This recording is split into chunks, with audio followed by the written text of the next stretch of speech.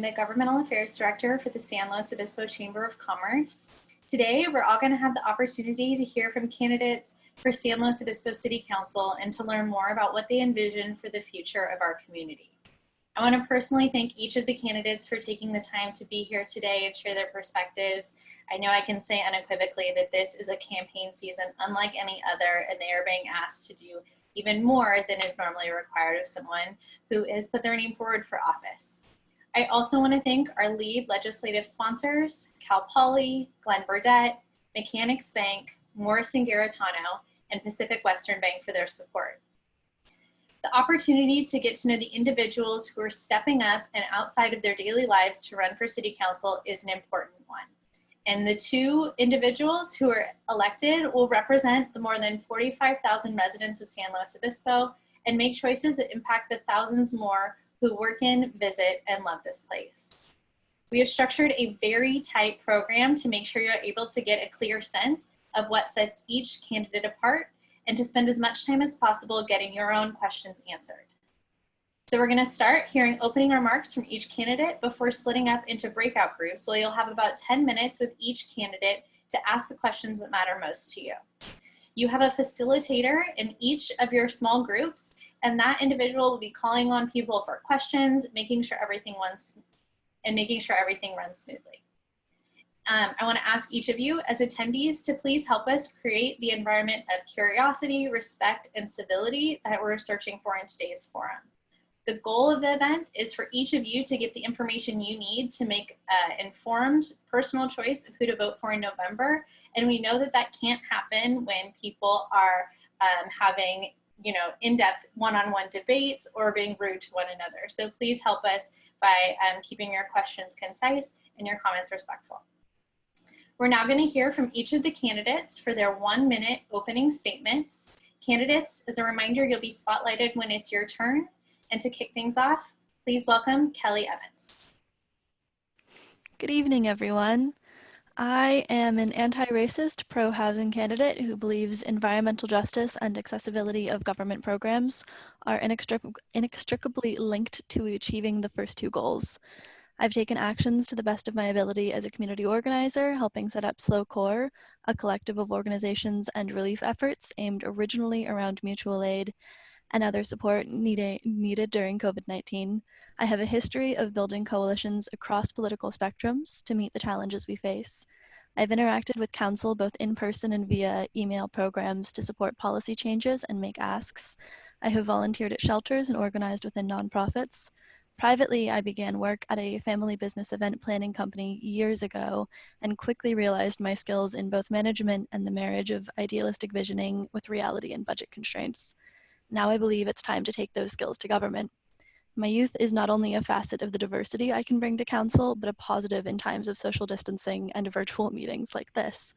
I've already started learning from the man whose seat I'm running for, and will do my best to start catching up before assuming office, as to limit the learning curve. The best way to move forward and make sure we're taking care of SLO residents is to work together without contention within the council. Thank you. Thank you, Kelly. Now we have Jan Marx.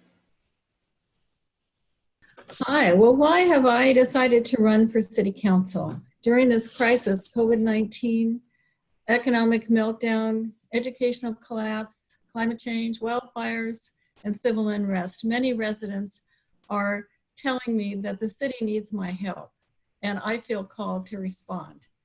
I will provide the city and the region with public-spirited, effective, and experienced leadership. I have a proven 12-year record of getting good things done for the community on council. And I have what it takes to lead us out of this crisis, like I did in the 2008 recession. Responsible judgment, business savvy, emotional intelligence, and the ability to work with all kinds of people. I support diversity and inclusivity, affordable action, our climate action plan, and improving public safety.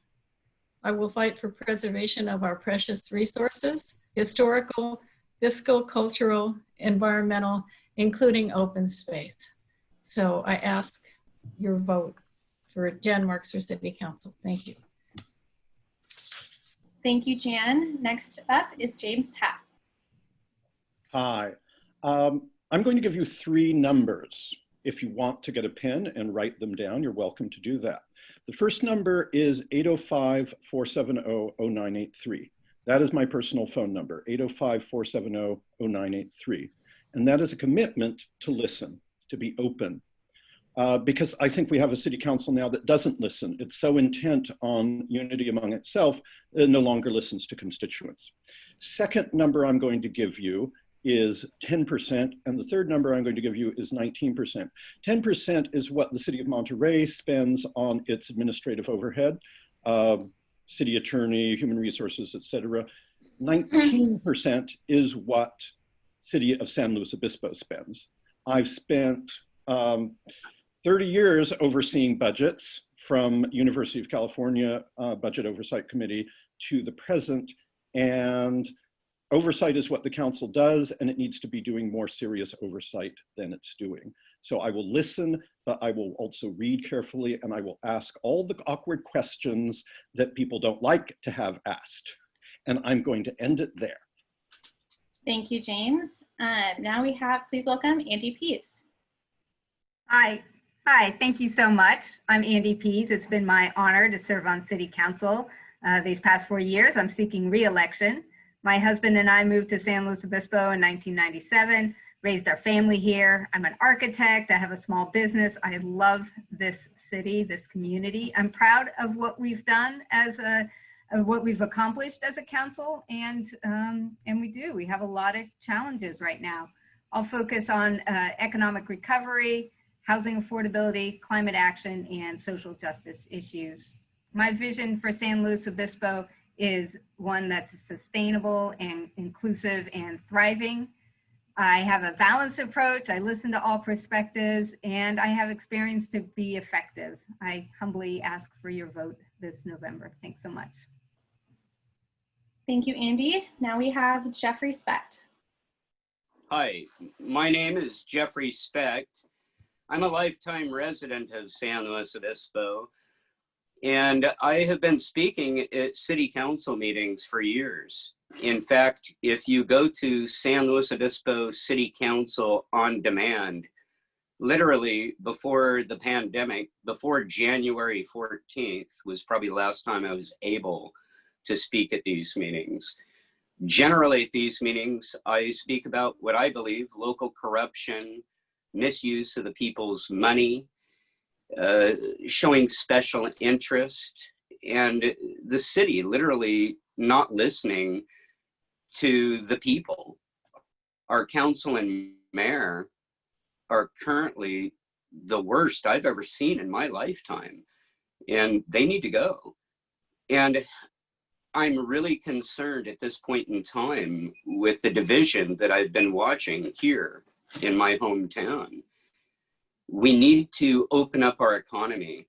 It is getting to a critical issue fiscally. Our local businesses need to be able to open up, earn money, stimulate our economy. And these protests have to come to an end that we're watching. They're using up quite a bit of our much needed money here. It's cost, what, $1 million now? Or close to, right in that neighborhood with these protests since they've started. If I'm elected, I have every intention of addressing the homeless problem, which 1/5 of them, by the way, are veterans. Thank you. Thank you. We'll have more time to talk with everyone in the small groups. Thank you. Next, please welcome Arianna Torres. Hi, everybody. My name is Arianna Torres. I was born and raised here in San Luis Obispo, and I am a product of SLO.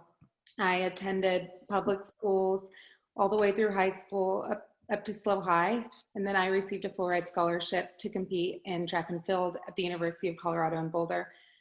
I was raised by my parents here. They both came as athletes at Cal Poly.